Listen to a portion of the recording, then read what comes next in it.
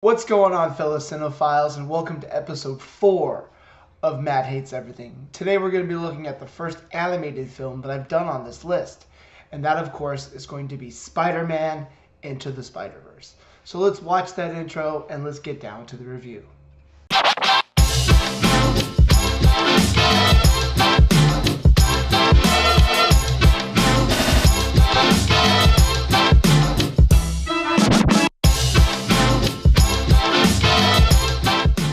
Alright everybody, thanks a lot for watching that intro that my main man, my brother from another mother, Mr. Jimmy Barnes, put together for me.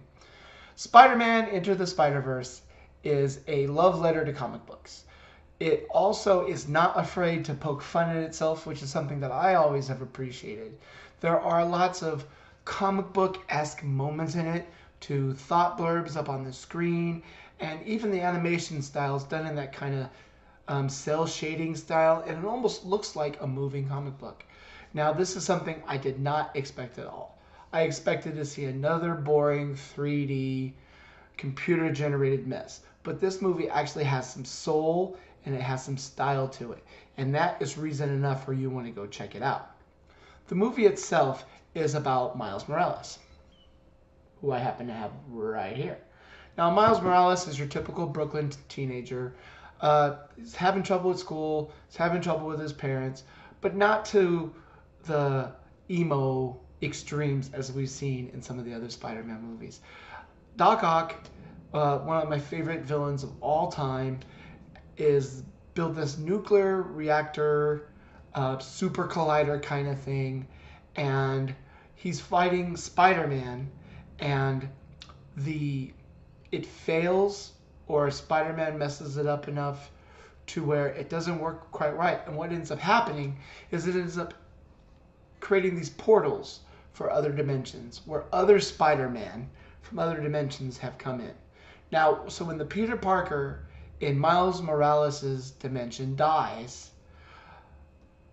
the new Spider-Man is, of course, Miles Morales, who gets bit by a bug, or gets bit by a spider.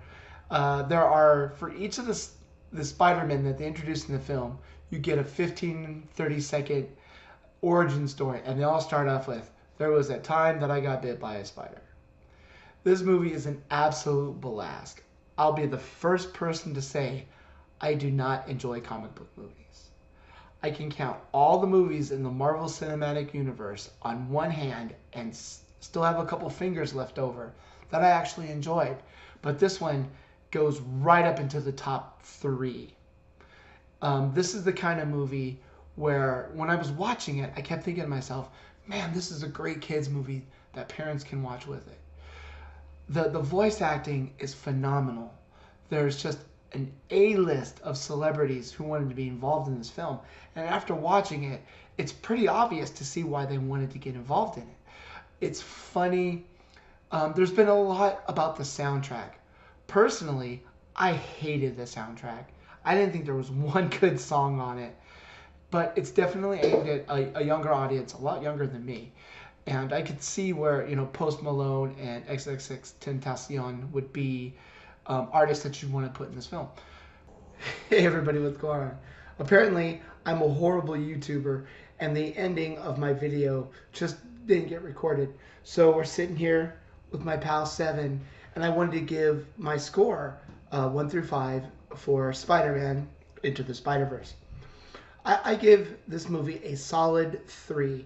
The reason it can't go any higher than that is because it's still not a typical movie that me, would actually enjoy. And I did tremendously, but I'm saving those 4s and 5s for movies that are mind-blowingly good, so you'll get a better understanding of what's important to me and what I like to see in my films. So we're going to wrap this up now. So in the immortal words of my favorite YouTuber of all time, Captain Sexy Pants, a peace.